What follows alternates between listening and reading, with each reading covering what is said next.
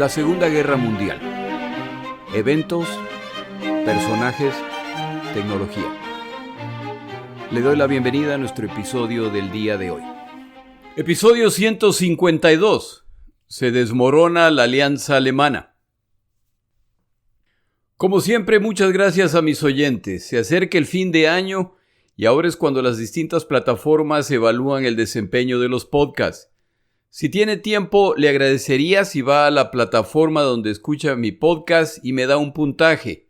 Mucho mejor si incluye un comentario.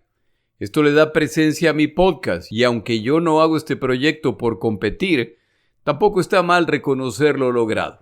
Muchas gracias. En uno de los episodios iniciales del podcast, yo mencionaba la terrible disyuntiva en que se encontraban los países del este de Europa a medida que se acerca y una vez que se inicia la Segunda Guerra Mundial. Desde el ascenso de Hitler al poder en 1933, Alemania va dando señales de que se está rearmando. El paso inicial es cuando Hitler anuncia que reinstaura la conscripción obligatoria, lo que quiere decir que el límite impuesto a Alemania de 100.000 combatientes entre todas las ramas de las Fuerzas Armadas va a ser excedido. Luego Hitler anuncia el nacimiento de la Luftwaffe, la Fuerza Aérea Alemana. Al hacerlo, también aprovecha para comunicar que ya cuentan con una gran cantidad de cazas de combate y bombarderos. Esto en caso de que alguien decida intentar detener a los alemanes.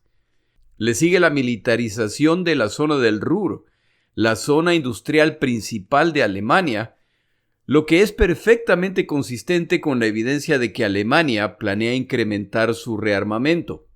A partir de 1938 las cosas se ponen aún peor cuando los alemanes se anexan a Austria, tras meses de menoscabar al gobierno austríaco y con el apoyo de miembros del partido nazi austríaco. Esta adición, sin duda, con la complicidad de buena parte de los austríacos, añade una gran cantidad de población a Alemania. El siguiente gran movimiento ocurre también en 1938 con la vergonzosa reunión de Berlín. Tras una gran conferencia que cuenta con la presencia de Alemania, Francia, Gran Bretaña e Italia, se decide que Checoslovaquia debe ceder a la presión de Hitler y entregar la zona de los Sudetes. Esta zona en la frontera entre Checoslovaquia y Alemania estaba poblada mayoritariamente por gente de ascendencia alemana. Este es el caso porque después de la Primera Guerra Mundial se decide la creación de esta nación y para hacerlo hay que tomar territorios ocupados por Alemania y sus aliados y parte de estos territorios son habitados por ciudadanos alemanes que deciden quedarse ahí. Para 1938 Hitler alega que esos pobladores de origen alemán están siendo maltratados, que esas zonas han sido históricamente alemanas y que esos territorios deben regresar a Alemania. En esta reunión se aprueba lo solicitado por Hitler y a los checoslovacos simplemente se les comunica que deben entregar esos territorios a Alemania, que si no ceden a la presión de Hitler, ellos consideran su compromiso de defensa cumplido y que no intervendrán si Checoslovaquia es atacada por Alemania. Esta postura es secundada por Gran Bretaña, pero hay otra nación que ha provisto garantías a Checoslovaquia y es la Unión Soviética. Los soviéticos ni siquiera son invitados a la reunión, de paso tampoco los checoslovacos, y con la declaración francesa, ahora son los soviéticos los únicos que pueden aliarse con los checoslovacos para enfrentar un ataque alemán. Esto por supuesto es más fácil decirlo que hacerlo, ya que checoslovacos y soviéticos no comparten frontera. De hecho, ni la Unión Soviética ni Alemania comparten frontera, pero habría formas, y si esto ocurre, entonces era probable que ocurra una guerra entre Alemania y la Unión Soviética. Al final, nada ocurre, los alemanes se salen con la suya y en pocos meses, luego de tomarse la zona de los Sudetes, donde de paso, los checoslovacos habían construido poderosas fortalezas para enfrentar a los alemanes en caso de invasión, y al perder esta zona, los checoslovacos inocentemente no destruyen las fortalezas antes de entregar estos territorios a los alemanes. Para el momento del ataque, estas fortificaciones creadas por los checoslovacos son el punto de partida del ataque alemán. Como resultado de este ataque, los alemanes se anexan el resto de Checoslovaquia casi sin enfrentar resistencia. Busque un mapa de Europa. No intente encontrar Checoslovaquia, ya que ya no existe, pero busque la República Checa y Eslovaquia, y note la ubicación de estas naciones. Queda muy claro que Alemania ha realizado un movimiento hacia el este, es decir, en dirección hacia Polonia y la Unión Soviética. En su libro Mi lucha, Hitler detalla su visión respecto al mundo y Alemania. Cuando uno ve los eventos de la Segunda Guerra Mundial y los compara con el panfleto escrito por este señor, se ve que Hitler dejó por escrito muchos años antes de los eventos los detalles de lo que él iba a hacer.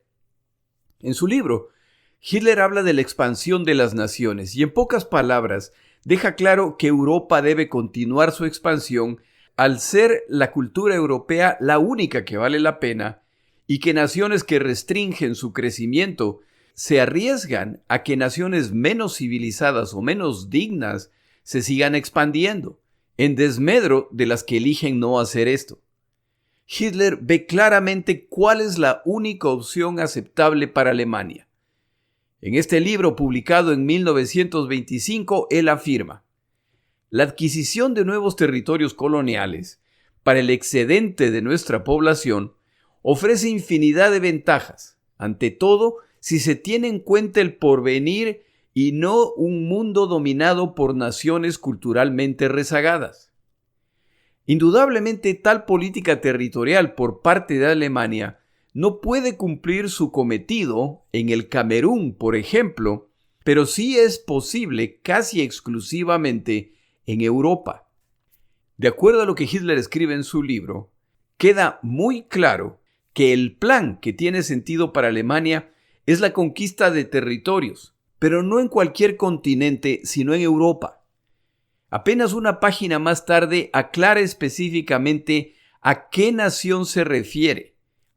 Hitler afirma: en consecuencia, la única posibilidad hacia la realización de una sana política territorial alemana reside en la adquisición de nuevas tierras en el continente europeo. Las colonias no corresponden a ese propósito si no se prestan para ser pobladas en gran escala por elementos europeos. En el siglo XIX ya no era posible adquirir por medios pacíficos zonas apropiadas para la colonización. Una política colonial semejante habría sido factible solo si se entrelazaba en una lucha tenaz, que en realidad hubiera resultado más provechosa aplicada a adquirir territorios en el propio continente, es decir, en Europa, y no en los países de ultramar. Hitler finaliza con lo siguiente: y si esa adquisición quería hacerse en Europa, no podía ser en resumen sino a costa de Rusia. Hasta aquí el texto de Hitler. Es decir, que a mediados de la década de los 1920 ya Hitler ha indicado cuál es el objetivo de la conquista alemana. El libro de Hitler mencionado, Mi lucha, se convirtió en un éxito de ventas en Alemania y fue traducido a múltiples idiomas, incluyendo el francés y el inglés. ¿Es posible creer que a nadie en Europa se le ocurrió comprar este panfleto ideológico, leerlo y decir: lo que Hitler dijo en 1923 está ocurriendo tal como lo describió? Y si ese es el caso, entonces está claro que Alemania se está dirigiendo hacia la Unión Soviética. Aparentemente a nadie se le ocurrió esta idea, pero también existe otra posibilidad que no debe ser descartada. La comunidad internacional y Europa en particular, para 1938 ve a Hitler como un dictador peligroso y con deseos expansionistas.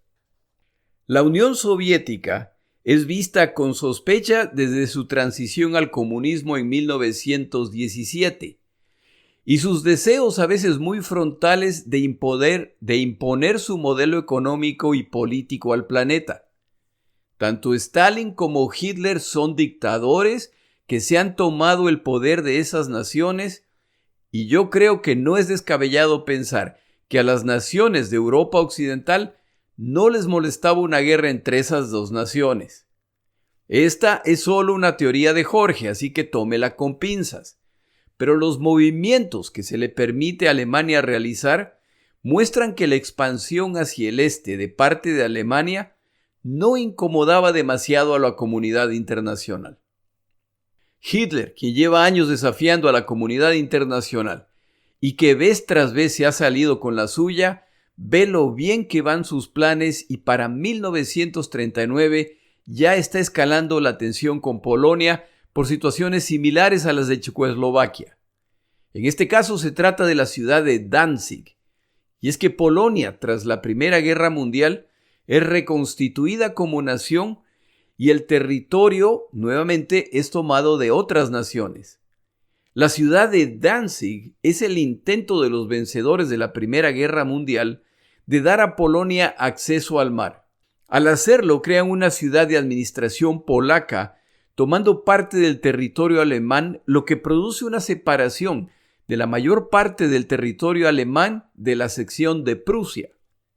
El hecho de que Hitler está nuevamente intentando anexar territorios es tan claro que franceses y británicos muy públicamente anuncian su apoyo a Polonia y su decisión de apoyarla militarmente en caso de ser atacados por los alemanes. Hitler, por su parte, ya no les cree. Después de todo, llevan 6 años acobardándose vez tras vez y Hitler una vez más apuesta a que puede tomarse Polonia sin sufrir consecuencias.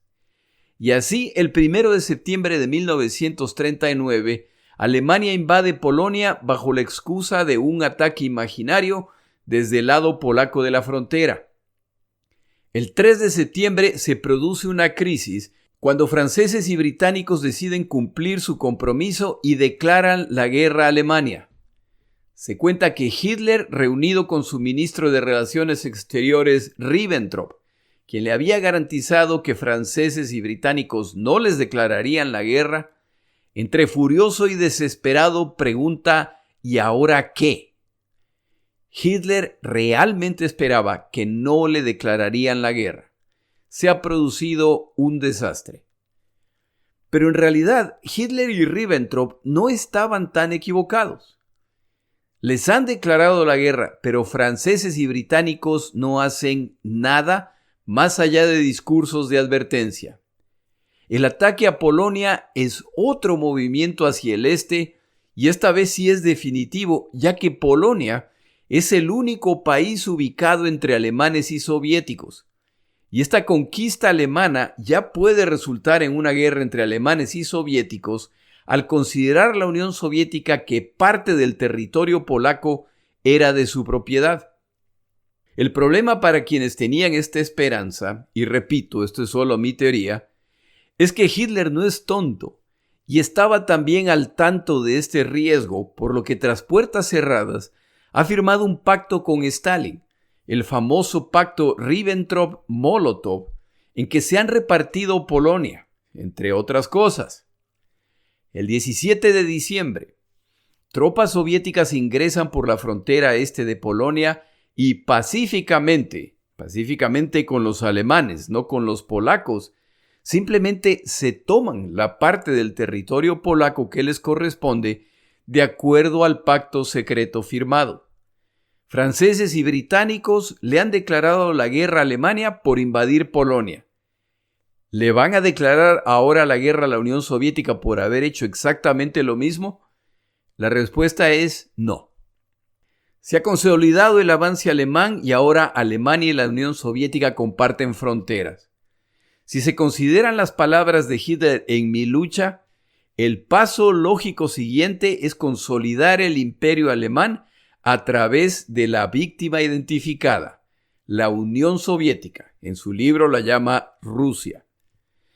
Pero Hitler sabe que ahora tiene un problema adicional con la declaración de guerra franco-británica y decide cerrar ese inconveniente en el oeste antes de avanzar con el verdadero plan de conquista.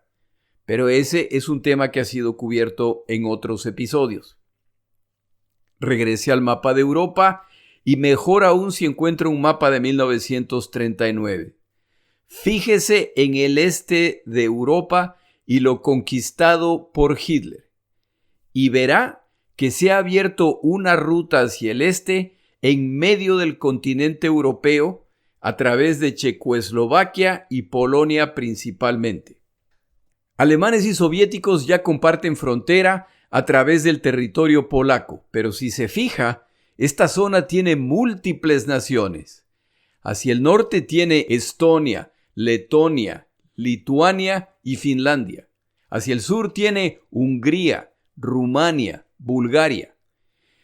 Estas naciones constituyen los flancos de este ataque alemán y los movimientos siguientes de alemanes, tanto como de soviéticos, muestran que están perfectamente al tanto de lo que viene a continuación. No es difícil imaginar la intranquilidad en todas estas naciones que comparten fronteras con el posible campo de batalla. Por años se ha permitido a Alemania expandirse hacia el este, lo que ahora los ha puesto en medio de este conflicto. No hay que ser un genio para saber que están en medio de una situación explosiva en que fácilmente pueden encontrarse en medio de una guerra y no pasa mucho tiempo hasta que sus temores se confirman y no hay casi nada que puedan hacer al respecto. Alemania, como ya se dijo, ataca a Polonia el 1 de septiembre de 1939. La Unión Soviética ataca a Polonia 16 días más tarde. Casi 3 meses más tarde, el 30 de noviembre del mismo año, y tras negociaciones en que los soviéticos exigen a los finlandeses derecho de paso y poder abrir bases en el sur del territorio finlandés en defensa de Leningrado, opción que los finlandeses rechazan, la Unión Soviética ataca e invade Finlandia sin la menor provocación.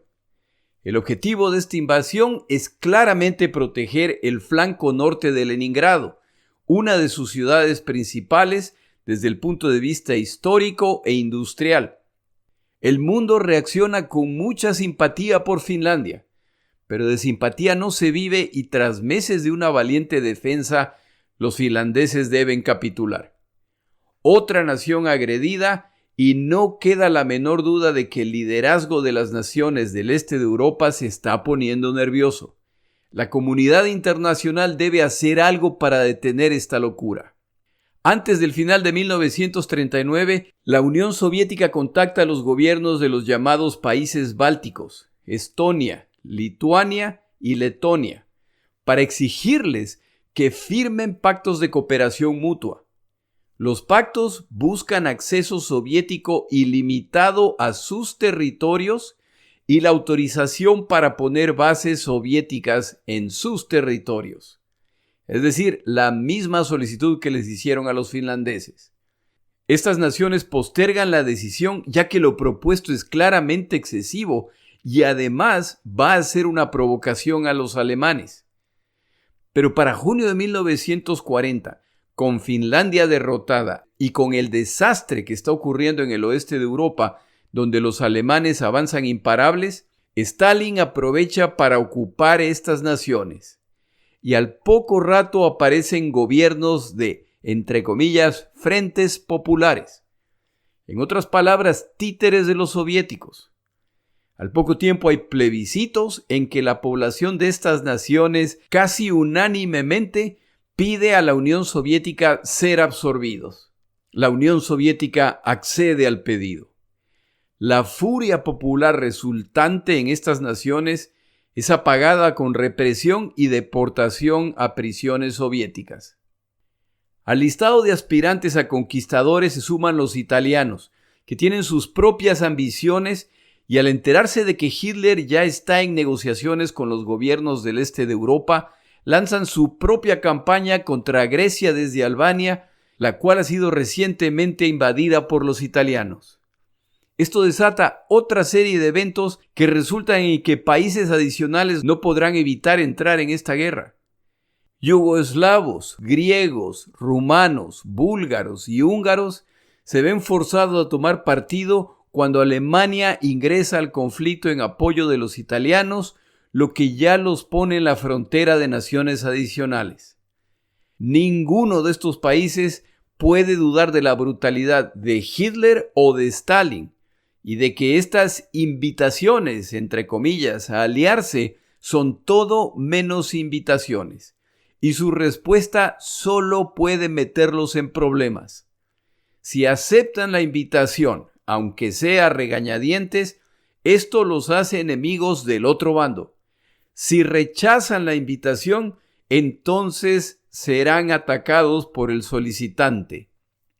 Al final, las naciones del este de Europa serán atacadas, forzadas a formar alianzas con alemanes o soviéticos, y las que se sumaron al bando alemán, al final sufrirán las consecuencias de su derrota. Antes de continuar con el episodio, tomamos una pausa.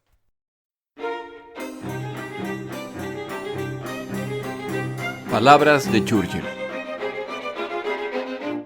En los días en que los eventos relatados el día de hoy están ocurriendo, Churchill da un discurso en la Cámara de los Comunes en que detalla el avance de la invasión aliada en Francia, por lo que prolijamente describe los esfuerzos de británicos y estadounidenses, pero en cierto momento toma un desvío para reconocer a la Unión Soviética, a la que él se refiere como Rusia.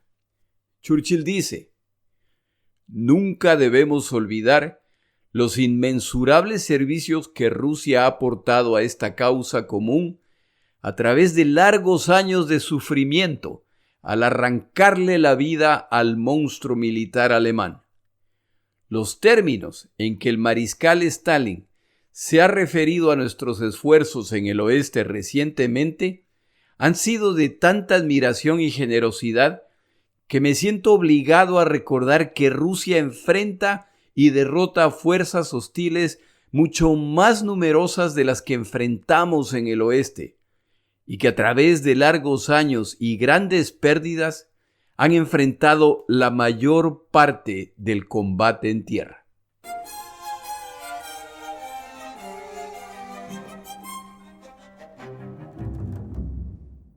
El muy respetado historiador Gerhard Weinberg, en su muy completo y a veces un poco denso libro El mundo en armas, detalla los eventos de 1944, cuando la suerte de Alemania, de Italia y del Japón, naciones cuya alianza era conocida como el Eje, ya ha cambiado.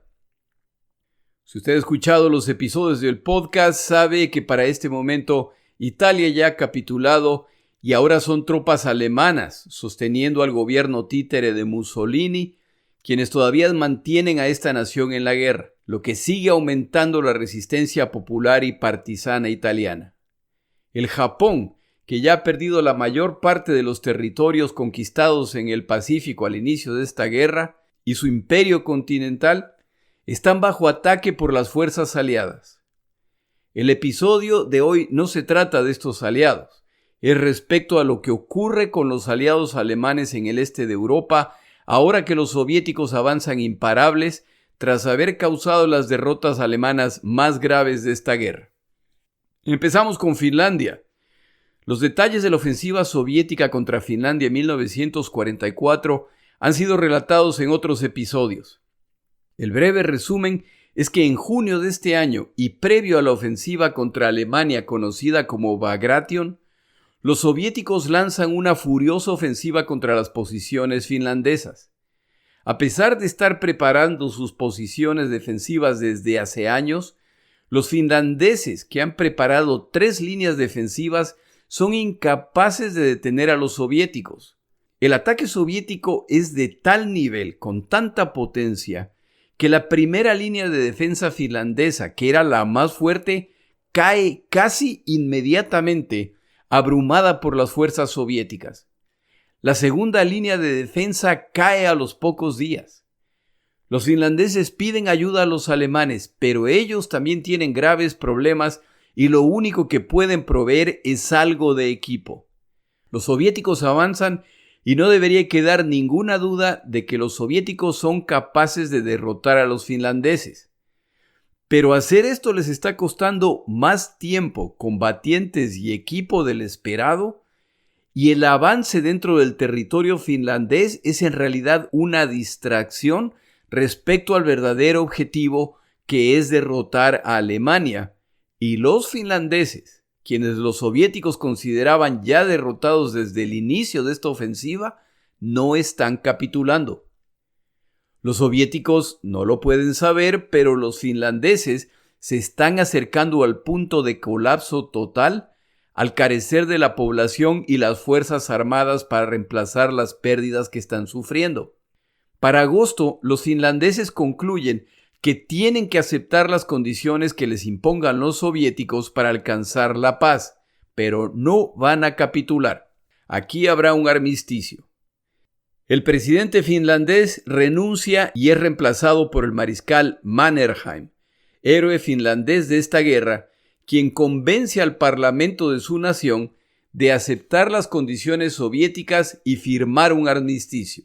Esto ocurre el 4 de septiembre de 1944. Las condiciones soviéticas obligan a los finlandeses a regresar a la frontera de 1940, por lo que Finlandia pierde el territorio que les quitaron los soviéticos durante su ataque en 1939. Pierden territorio adicional. Deben pagar altísimas reparaciones a los soviéticos. Deben romper relaciones con la Alemania nazi y expulsar a las tropas alemanas de su territorio. Los alemanes, que ven lo que está sucediendo como una oportunidad, intentan apoderarse de una isla finlandesa. Pero los finlandeses no son ningunos pintados y repelen el intento alemán. Los finlandeses finalmente salen de la guerra aceptando términos abusivos de parte de los soviéticos, sobre todo considerando que ellos no atacaron a la Unión Soviética, fueron ellos los atacados. Pero Finlandia no ha capitulado y no está ocupada por tropas soviéticas. Ellos no lo saben, pero han cambiado el futuro de su nación con su valiente y sacrificada defensa de su territorio. Pasamos entonces a Bagration, masiva operación soviética que causa la peor derrota del ejército alemán en la Segunda Guerra Mundial. La derrota inicial frente a Moscú en 1941 luego ha sido superada en escala y gravedad por la derrota en Stalingrado, la cual es considerada un desastre. Y para 1944, los soviéticos ya están dictando cátedra de Blitzkrieg, la guerra relámpago, no solo arrasando las posiciones alemanas, pero también haciéndolo en medio de operaciones de engaño tan exitosas que resultan en que los alemanes han ubicado sus fuerzas principales en el frente equivocado, en Ucrania, cuando el verdadero ataque ocurre en Bielorrusia. Para el momento que se dan cuenta del verdadero plan de ataque soviético, solo les queda intentar escapar, pero son rodeados en distintas operaciones en seguidilla. Para colmo, en operaciones coordinadas con partisanos, han plantado decenas de miles de minas en la retaguardia alemana, por lo que incluso los intentos de escape de las fuerzas alemanas resultan en desastres. En 12 días, 25 divisiones alemanas y 300.000 combatientes alemanes desaparecen entre muertos, heridos, desaparecidos y desertores. El pánico es casi total. Hitler nombra a Walter Model como comandante del Frente Centro en un intento de reformar el frente en algún punto para detener a los soviéticos. Hitler, por alguna razón, estaba convencido de que no sería un problema detener el avance soviético. Los soviéticos ya ingresan a Polonia y a Lituania, donde muchos enfrentan el gravísimo problema de que al ser invadidos por los soviéticos, algunos se dedicaron a colaborar con ellos. Luego, al ser expulsados los soviéticos por los alemanes, hay quienes colaboran con los alemanes. Y ahora regresan los soviéticos a justiciar a quienes no defendieron la posición soviética. Una verdadera tragedia. Los alemanes no pueden traer fuerzas del oeste de Europa para reforzar este frente que colapsa porque ya se han producido los desembarcos aliados en Francia y las cosas van bastante mal en ese frente también. Lo mismo ocurre en la dirección contraria. Es por esta razón que a mí me parece lamentable que cuando se habla del día D y de Bagration, se las trate como operaciones independientes cuando en realidad no lo son. En un poco más de un mes, los soviéticos han avanzado 300 kilómetros. Solo se detienen para reaprovisionarse y reemplazar equipo y combatientes. De aquí para adelante ya no habrá pausa para los alemanes. Se acabaron las campañas de verano e invierno. Desde este punto es una sola ofensiva que nunca se detiene y los hasta hace poco triunfantes alemanes ahora deberán combatir con la esperanza de apenas sobrevivir, por lo que las rendiciones masivas de combatientes alemanes empiezan a ocurrir. El 17 de julio de 1944 se le cumple un sueño a Hitler, pero no exactamente como él lo imaginó. Se produce un gran desfile militar alemán en Moscú, pero el desfile no es organizado por Hitler, sino por Stalin. 57,000 desaliñados prisioneros alemanes en sus uniformes desgastados desfilan por las calles de Moscú. El grupo incluye 19 generales alemanes. Este gigantesco grupo de prisioneros desfila frente a los ciudadanos de Moscú, quienes, de acuerdo con los videos, simplemente los miran con desprecio. Como toque final, al desfile de alemanes los siguen los servicios sanitarios de Moscú, que limpian las calles de la inmundicia que acaba de pasar con agua y escobas. Terminado el desfile, estos individuos son enviados a campos de prisioneros en distintas áreas de la Unión Soviética. Existe una buena cantidad de videos de este evento y esta semana pongo la liga a uno de los tantos en mis páginas de Twitter y Facebook. El resultado de la Operación Bagration es que el grupo centro-alemán ha sido, ahora sí, definitivamente destrozado, lo que pone en riesgo a los grupos norte y sur de ser rodeados. Pero los alemanes no pueden abandonar el norte completamente, ya que necesitan los recursos minerales noruegos, estonios y suecos, así como puertos en el norte para sus submarinos, ya que tienen lista una nueva generación de submarinos mucho más avanzados, y Hitler y Dönitz están convencidos que estos aparatos cambiarán el rumbo de la guerra en el Atlántico. Esta es una de las tantas armas magníficas que Hitler sigue convencido de que pronto cambiarán el rumbo de la Segunda Guerra Mundial y resultarán en la inesperada victoria alemana. Regrese a su mapa de Europa y verá que con el ingreso de la Unión Soviética a Polonia, el resto de aliados alemanes en el este de Europa ahora están amenazados, y los soviéticos, en vez de seguir la línea recta rumbo a Berlín a través de Polonia, tomarán cuanto desvío sea necesario para derrotar y ocupar todas las naciones aliadas con Hitler. El avance soviético en el sur resulta en la captura de decenas de miles de combatientes alemanes que no logran escapar ante los audaces y rápidos avances soviéticos. Es aquí donde los aliados por primera vez llegan a estos campamentos que parecen ser prisiones, pero dentro de los cuales se encuentran seres humanos en condiciones indescriptibles, incluso bajo los horrores normales de la guerra. El campamento al que han llegado las tropas soviéticas en Polonia se llama Majdanek y es una combinación de campo de exterminio y de trabajo forzado. Como el avance soviético ha sido tan rápido, los alemanes no han tenido tiempo de ejecutar a los prisioneros, de destruir las cámaras de gas, los crematorios o los archivos.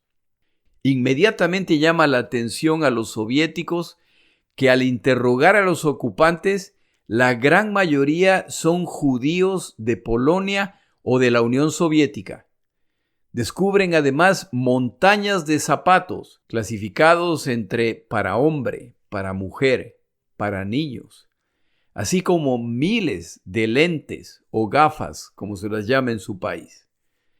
Encuentran además pelo humano en grandes cantidades y dientes. Las fotos de este campo empiezan a circular alrededor del mundo y se va volviendo público lo que los alemanes han hecho en los territorios ocupados. Desde Polonia los soviéticos se lanzan contra Rumania y aquí las fuerzas combinadas de alemanes y rumanos carecen de la fuerza para enfrentar a los soviéticos, ya que muchos de sus combatientes y blindados han sido enviados a otros frentes. Esto como resultado que, de acuerdo a la inteligencia alemana, Rumania no estaba en riesgo. Los rumanos, quienes participaron en las ofensivas alemanas, empezando con la Operación Barbarroja, también han sido partícipes de las derrotas alemanas, sufriendo particularmente durante los contraataques soviéticos en Stalingrado y más tarde en Bagration, donde sus mejores divisiones han combatido y han sido destrozadas. En conversación con los alemanes, los rumanos les aseguran su compromiso con la causa alemana. Tras puertas cerradas, intentan llegar a acuerdos con los aliados para salir de la guerra. Pero para este momento ya no hay interés ni entre británicos y estadounidenses, quienes no tienen nada que decir o imponer en este frente, ni entre los soviéticos, que para este momento ya han decidido que derrotarán completamente y ocuparán todo el territorio rumano. El 20 de agosto, el Frente Soviético Sur de Ucrania se lanza contra el territorio rumano.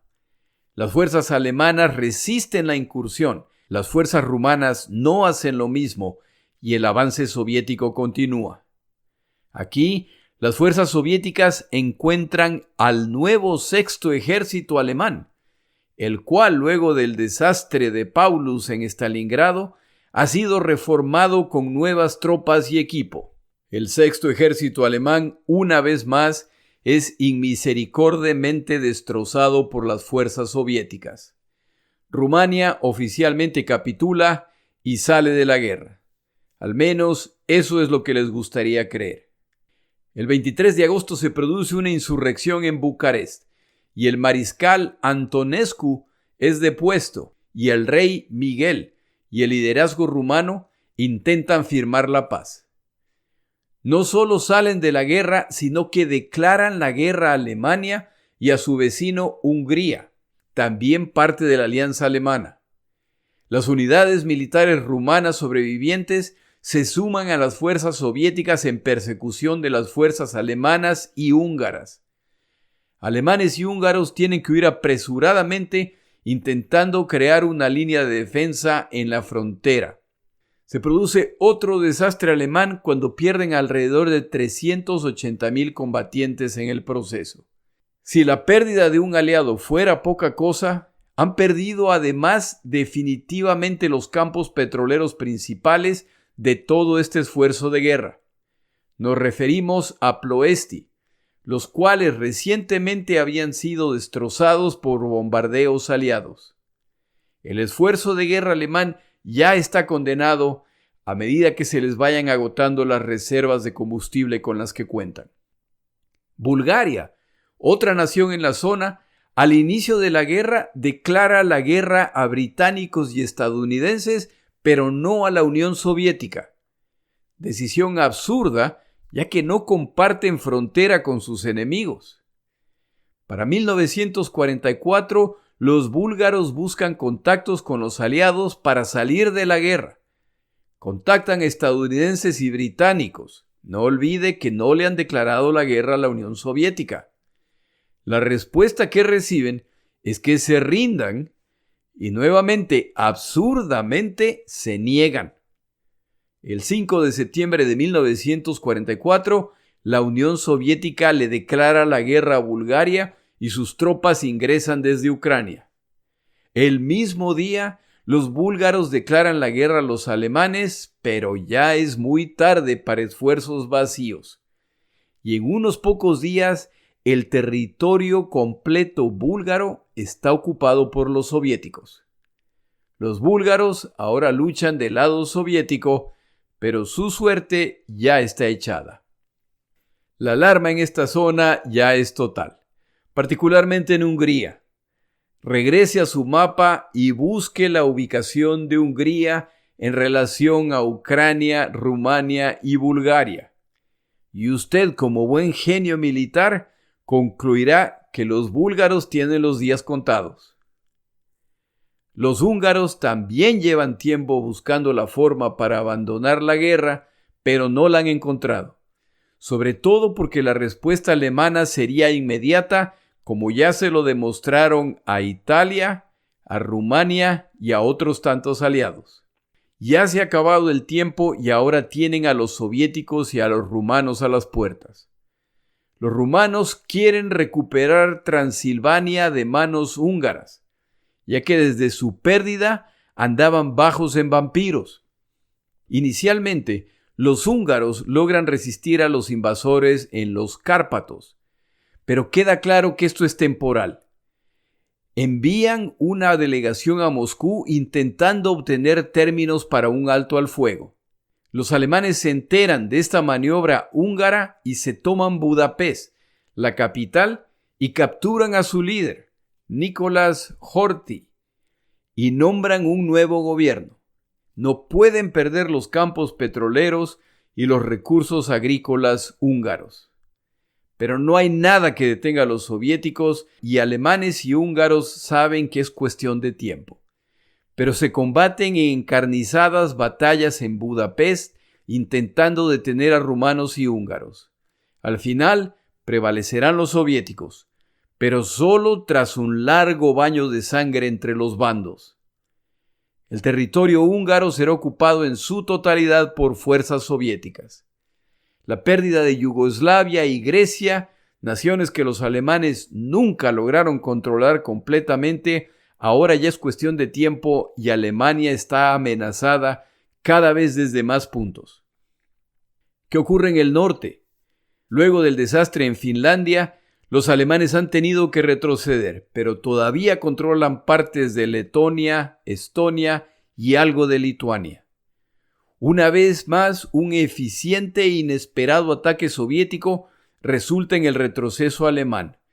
Pero a diferencia de Rumania, el frente alemán no se rompe y la resistencia sigue en esta zona, ya cerca de Prusia, la zona del territorio alemán separada del resto por las concesiones aliadas a Polonia después de la Primera Guerra Mundial.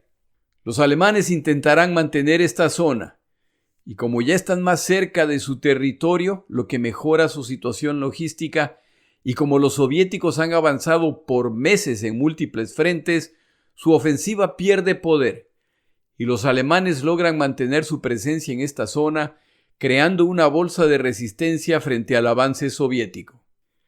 Como se puede ver, para finales de 1944, la Alemania nazi ya está en retirada del este de Europa, sin la menor esperanza de detener a los soviéticos, quienes están tomando el tiempo para ocupar el territorio de todos los que se aliaron con Alemania y de aquellos que no resistieron a los alemanes cuando su territorio fue invadido. Tal como en Italia, donde británicos y estadounidenses impusieron su voluntad en los derrotados sin consultar a los soviéticos, ahora serán los soviéticos quienes impondrán sus condiciones a todas estas naciones. Para finales de 1944, los aliados ya han ingresado al territorio alemán por el oeste. Por el este ya es cuestión de tiempo para el ingreso soviético y la ubicación de Berlín, la capital del imperio nazi, que está mucho más cerca de donde se encuentran los soviéticos, solo indica que la población alemana debe prepararse para la llegada de sus enemigos. En el siguiente episodio, y ya muy cerca de terminar el relato de los eventos de esta guerra en 1944, hablamos de la situación política aliada. Mi nombre es Jorge Rodríguez. Gracias por acompañarme. Para información adicional respecto a este episodio, las notas de este podcast, que incluyen la narración de este episodio, así como acceso a resúmenes, videos, documentales y materiales adicionales gratuitos disponibles en el Internet, por favor vaya a Amazon y busque el libro La Segunda Guerra Mundial, Eventos, Personajes, Tecnología. Al comprar estas notas me ayuda y me apoya financieramente. Puede encontrar información adicional en mi página web, lasegundagm.com. Muchas gracias.